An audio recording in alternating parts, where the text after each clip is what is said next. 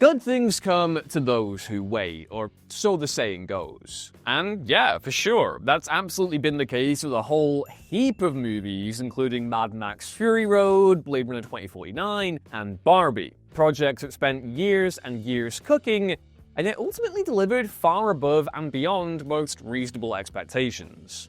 But the unfortunate reality is that more long-delayed, ever-in-the-works movies end up missing the mark than those that hit it. Enough that those who spent years waiting might feel like it really wasn't worth all that time and energy whatsoever. Yep, it's time to take part in what I call a big old depression mind meld. I'm Ewan, you're watching Whatculture, and here are a whole bunch of movies that simply were not worth the wait. First up, Tron Ares. The most recent Tron movie, Tron Ares, is just the third entry into the sci-fi action franchise in 43 years, serving up as a follow-up to 2010's Tron Legacy, which released 15 years prior. Though Disney intended to produce a direct sequel to Legacy in short order, the film's underwhelming box office performance gave the regime pause, and so the decision was eventually made to instead produce a largely standalone third film. And yeah, while Tron Ares boasts some undeniably dazzling visuals and a pulse-pounding score from Nine Inch Nails, that's more or less the only things it has going for it.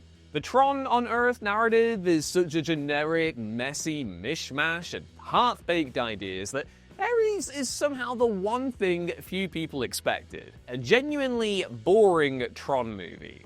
Oh, and yeah, just to make things even worse, that Jared Leto's here. Jared Leto's here too, folks. He's the main protagonist, Ares, and the film as a whole, it just kind of fits his painfully uninspired and rote performance. Just completely forgettable, and yeah, it's really bad how Disney continues to with such a beloved cult franchise.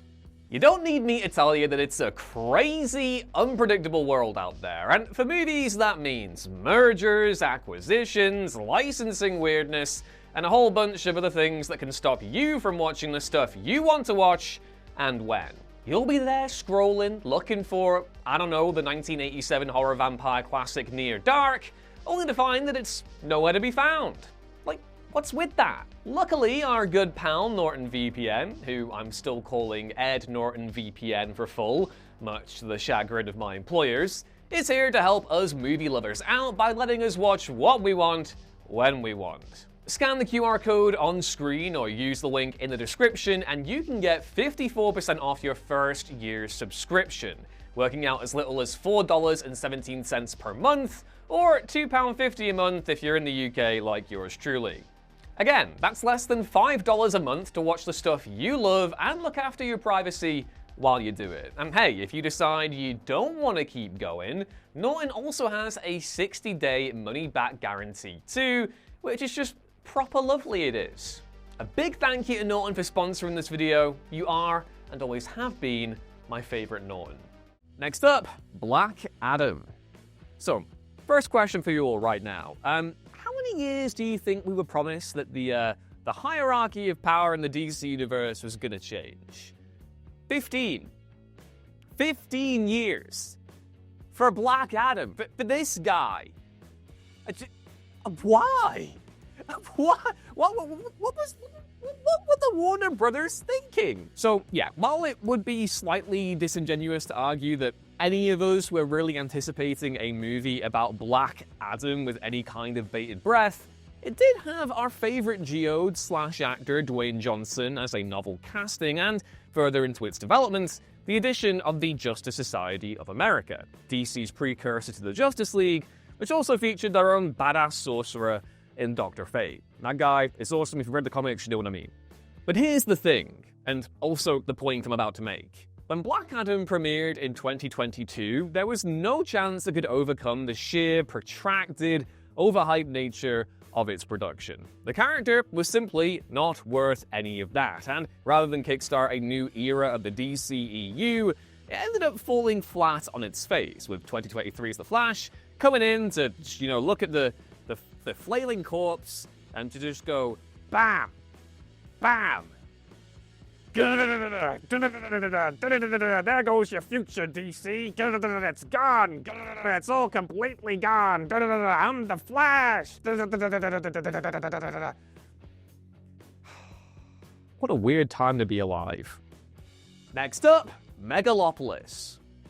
Francis Ford Coppola's epic sci-fi drama Megalopolis began development in the late 1970s, and it was almost another 50 years before he was finally able to release it. Various prior attempts to get Megalopolis made left it floundering in development hell, and it was only after Coppola himself had amassed a sizable fortune from his winemaking business that he was able to simply bankroll the project himself to the tune of $120 million. While it's tough not to respect Coppola for putting so much of his own dough on the line, and to be honest, it is a really cool flex, you do kind of struggle to maybe reconcile that the man who made this film previously produced some of cinema's greatest ever movies, namely The Godfather duology, The Conversation, and of course Apocalypse Now. And also Bram Stoker's Dracula. I have to reference that because it's my baby. I love it. Not like Dracula's Brides loved that baby, but you know, it's a great movie. But back to Megalopolis, and yeah, it's both deeply ridiculous and intensely boring. It's packed with off-key performances, unintentionally hilarious dialogue, and ropey VFX for good measure. There will surely be a questionably intentioned movement to reevaluate Megalopolis years from now, but it's a movie that most people were right about the first time, and like, you know, if your movie has Aubrey Plaza playing a character called WoW Platinum, and it's still not enough to save it, well, you know, it's not great. Next up, Alien vs. Predator. The very concept of Alien vs. Predator started out as a 1989 comic book series before expanding into video games and companion novels. And the first true seed of a movie adaptation came in Predator 2, where a xenomorph skull was briefly seen in the Predator's trophy room. And for your reference, that's the bit in the movie just before, you know, Danny Glover's character and the rest of the Yautja get into a dance-off with each other. It's definitely not a behind-the-scenes funny little gag video. This actually is in the movie, you're just misremembering. But yeah, getting all the parties with a stake in Alien and Predator on the same page was a hugely arduous process, and so Alien vs. Predator wasn't finally released until 2004. But AVP was hobbled right from the jump by its restrictive PG-13 content rating. A basically sacrilegious, cynical choice considering that both respective franchises have historically been R-rated and deliciously goopy. Beyond this, the script also contradicted large swaths of established lore, trained way too much focus on its human characters, and simply failed to deliver much of a thrilling clash between the two titular entities. But funnier still, despite that being R-rated, 2007's sequel Aliens vs. Predator Requiem was somehow even worse. You know, if you could even perceive the movie enough with its dark, dimly lit dankness and badness to even make out what the hell was going on in it. I sure didn't. Bad movie. Ugh, yeah, we can only hope that, you know, current Predator steward Dan Trachtenberg might one day take a pop at AVP, because he's probably one of the few filmmakers working right now who could actually pull it off. Or, you know, maybe even give us a new game. It's kind of wild to me we haven't had a fresh AVP title in like 16 years? That would go so hard right now. What are we waiting for? What are we waiting for? Next up, Return to Silent Hill. 2006's big screen adaptation of hit survival horror video game Silent Hill had many flaws, but it nevertheless marked one of Hollywood's earliest attempts to take a video game movie seriously and treat the source material with, like, actual respect? Which is kind of wild. Director Christoph Gans didn't return for the widely panned 2012 sequel Silent Hill Revelation, though has spent the better part of the last 20 years trying to make an adaptation of the second Silent Hill game, which is like widely considered to be the franchise's magnum opus. Return to Silent Hill was finally released back in January of this year, and the consensus from both fans of the series and more general genre enthusiasts was that Gans probably just shouldn't have really bothered, because it's terrible. The film's $23 million budget, which is less than half of what the 2006 film cost, just wasn't enough to realize the visual atmosphere of the games. The performances weren't great at all, but worst of all, the script was just an abject mess, making baffling changes to the much-loved source material. Also, look at his wig. This stupid fake beard. What were they thinking?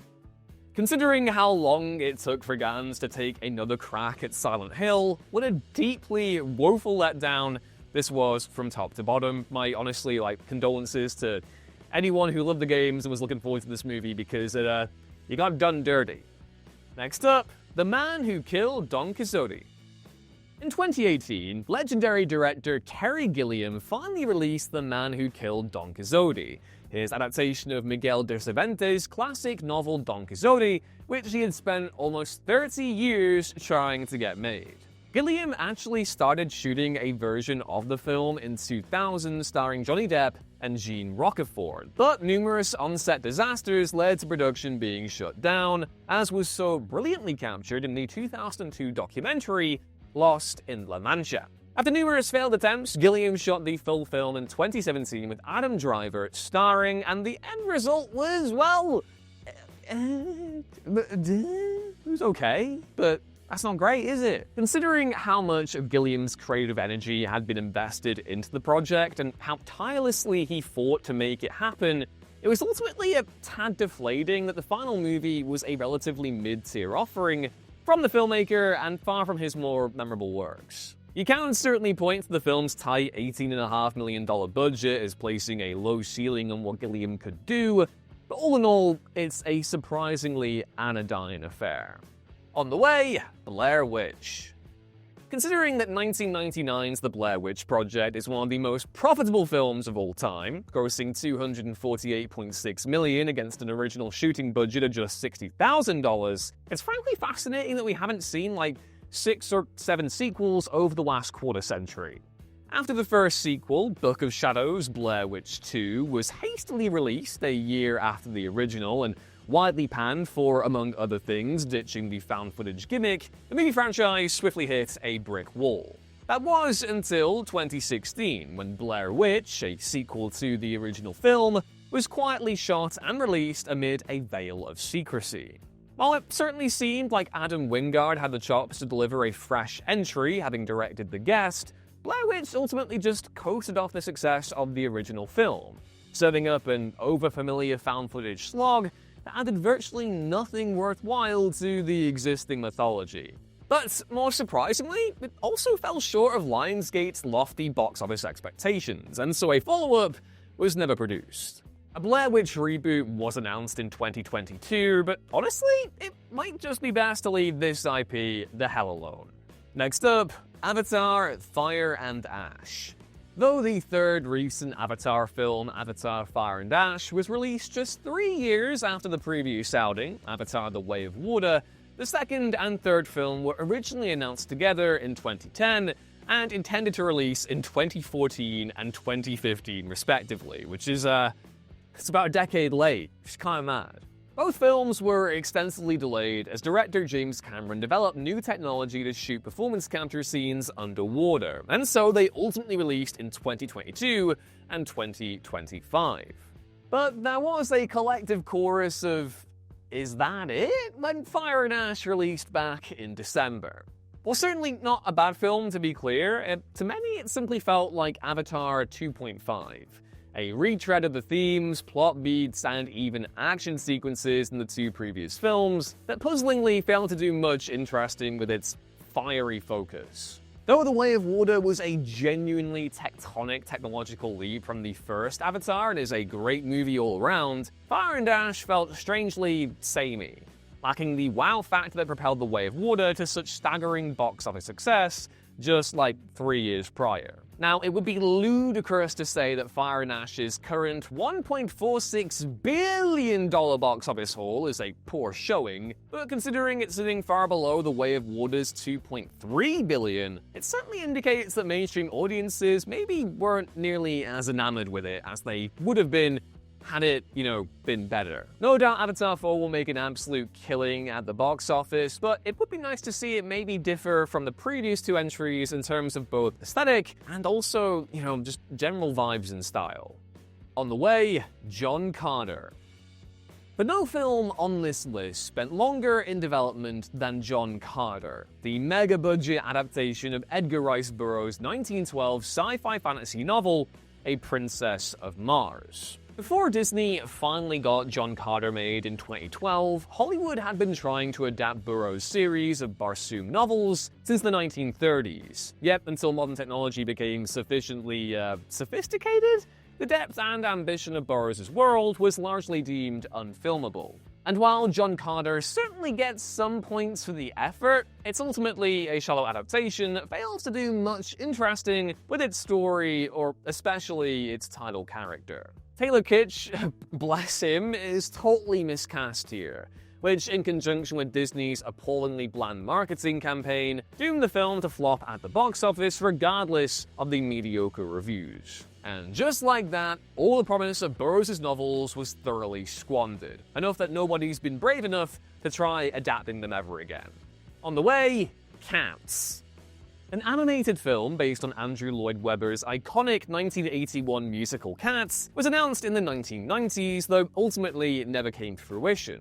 And it wasn't until 2013 that Universal announced plans for a live-action version. And we all know how that went, don't we, folks? So yeah, Cats was finally shot under director Tom Hooper in 2018, with a wildly random cast including James Corden, Judi Dench, Jason Derulo, Idris Elba, Jennifer Hudson, Ian McKellen, Taylor Swift, and Rebel Wilson. But mostly James Corden. Put James Corden in there and it's like... all your future dreams, prospects gone in an ocean of James Corden-ness. Let's keep going. So yeah, the end product, as we all know, was nothing short of a disaster. For though the likes of Hudson and Francesca Hayward clearly gave it their all, it was impossible for most viewers to deal with the film's aggressively ugly visual style, particularly the nightmarishly uncanny look of the human feline characters. It's a film where almost every single creative decision is the wrong one, resulting in a film that's at once unconscionably awful and yet totally unforgettable. For anyone who genuinely loved Webber's musical, though, it was merely a sad outcome. On the way, Borderlands.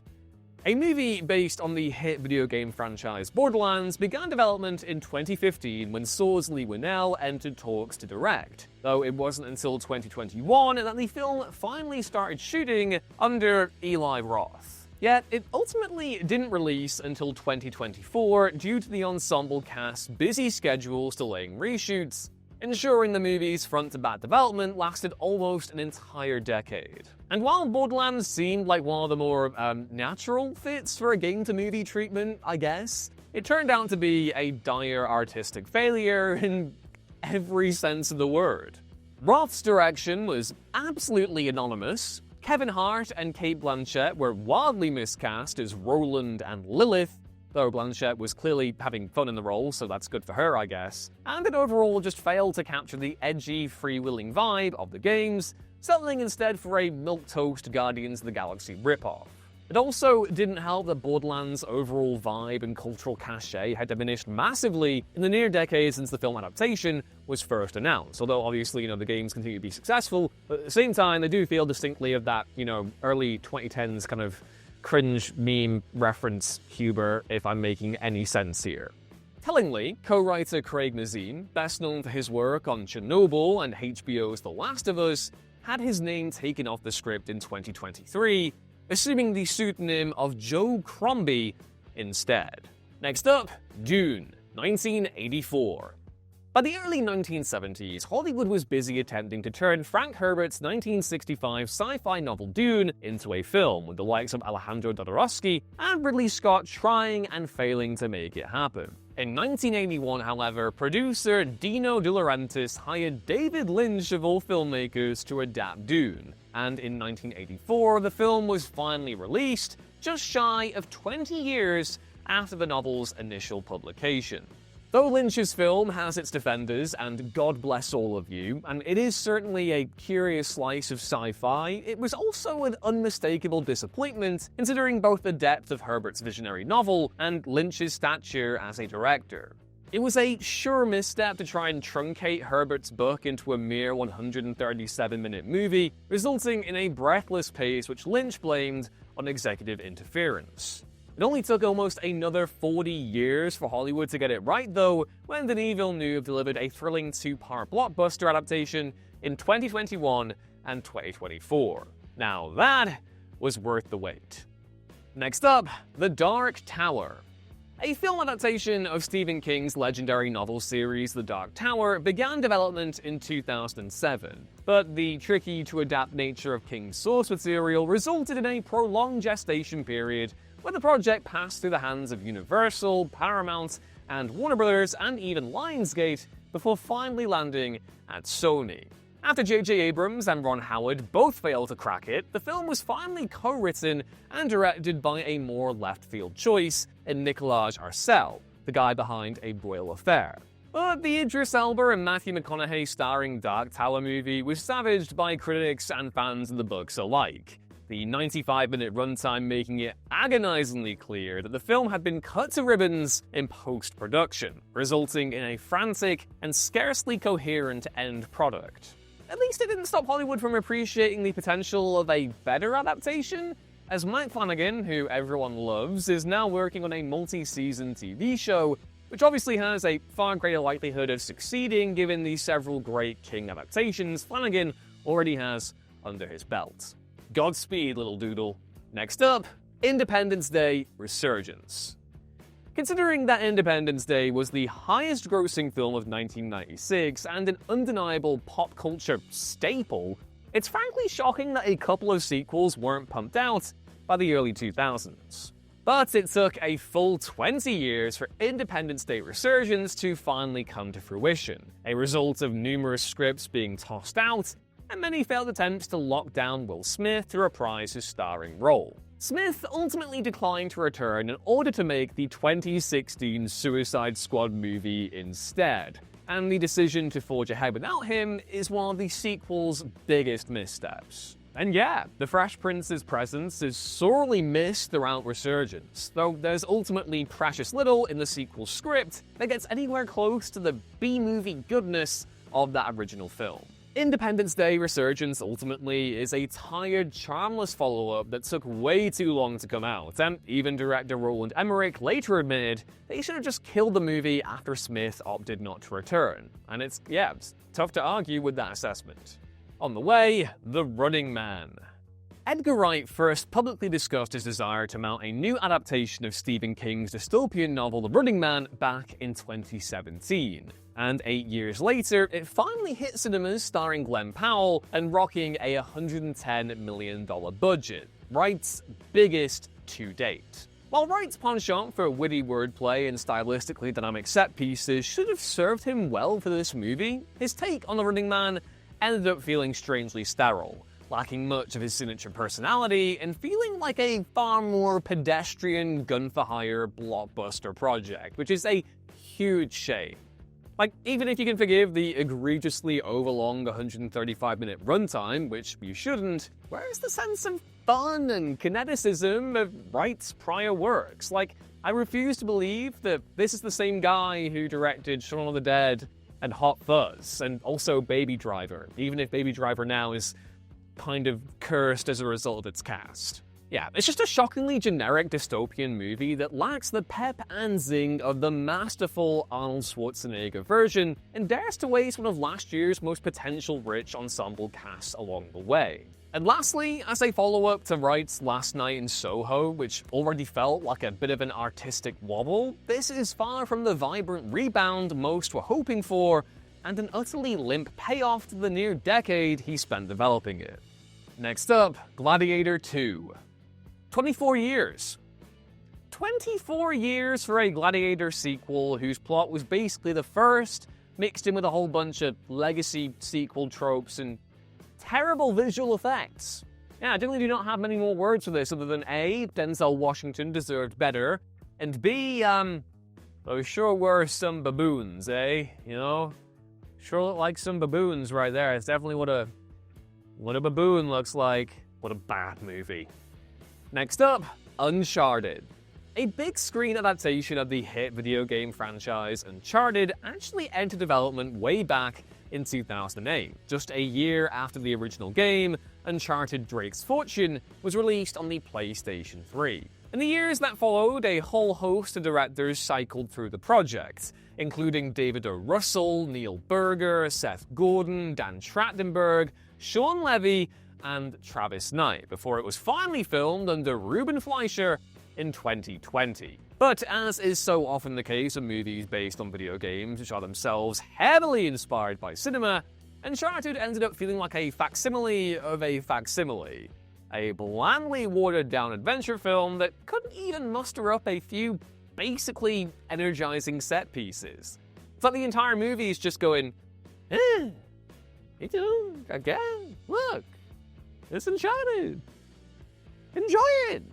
As if the weirdness of Mark Wahlberg playing Sully after originally being cast as Nathan Drake like 10 years prior wasn't weird enough, we also had Tom Holland here as Drake this time around, and it just did not look convincing at all, even with it being a sort of early in his days story. All in all, Uncharted lacked the source material's technical ingenuity, charm, or basic sense of fun. And so it's little surprise that nobody has rushed to get that planned sequel going in the years since. Next up, Wicked for Good. Oh, Wicked for Good, aka Wicked Part 2, was released just a year after Part 1. The first movements to adapt the acclaimed stage show into a film were first made in 2010. It took the better part of 15 years to come to fruition due to the trickiness of adapting the musical's continued success, and then the pandemic. Wicked's first part was a huge critical and commercial success in 2024, and even accepting that the second half of the show is near universally agreed to be the lesser half, it was still assumed that the cast and crew would deliver a worthy follow-up of a sequel. But Wicked for Good is a wicked mess, for while the performances and production values are largely beyond reproach, the sloppy script, rush job pacing, and mostly forgettable songs can't hold a candle to what came literally a year before. With so many years to hash things out before cameras rolled, this really should have been better, exemplified by the sequel receiving not a single Oscar nom compared to the first film's 10 and 2 wins. Next up, Sin City, A Dame to Kill For. Robert Rodriguez's Sin City was one of the most distinctive and unforgettable films of the 2000s. A gorgeously stylish, brilliantly acted adaptation of Frank Miller's comic book series, and one whose commercial success led Rodriguez to immediately get to work on a sequel. But Sin City, A Dame to Kill For was subject to repeated delays, with Miller blaming the Weinstein brothers for holding up production, all while the script and cast schedules took years to iron out. A Dame to Kill For was finally released in 2014 to staggering indifference. But though Eva Green gave a terrific performance as villainess Ava Lord, the sequel overall just kind of felt like reheated nachos, less flavorful and biting than anything that had come before it. It remains a classic example of a sequel that just took way too long to come out, and then failed to recapture the glory of its much better predecessor. And last up, we have The Ward. 2010's horror film The Ward was John Carpenter's first movie in almost an entire decade, following up 2001's critical and commercial flop, Ghosts of Mars. This lower-budget, more confined psychological horror set inside a psych ward definitely had serious comeback potential for Carpenter, and basically every horror fan was rooting for the filmmaker to get back on terra firma after a run of less than stellar projects, and also projects that just never came to fruition. But, and it pains me to say this, there's no two ways around it. The Ward is really, really bad, and it lacks the genuinely, inventive appeal of Carpenter's other films, and it's just kind of boring, which you can't really say about Carpenter's movies, even the ones that you may not particularly enjoy. Though Amber Heard gives a solid performance in the lead role, if you can't see the deeply contrived derivative plot twist coming a mile off, you probably need to watch some more movies. Yeah, by far the most frustrating thing about this being so dire is that it's also the last film Carpenter has actually directed. Which, isn't that bad, considering just how many masterpieces Carpenter has left us with, and also the fact that he seems pretty chill just watching basketball and playing video games, which I'm like, yeah, go off, kid. You deserve that. Just cash those Halloween checks and just have, a nice little chill. You've earned it. I will say, though, it would be pretty cool to see him do something else. If something really tickled his fancy, I don't know what that would be, but I'd be down very much, obviously, to see the Master of Horror make a comeback at some point or another.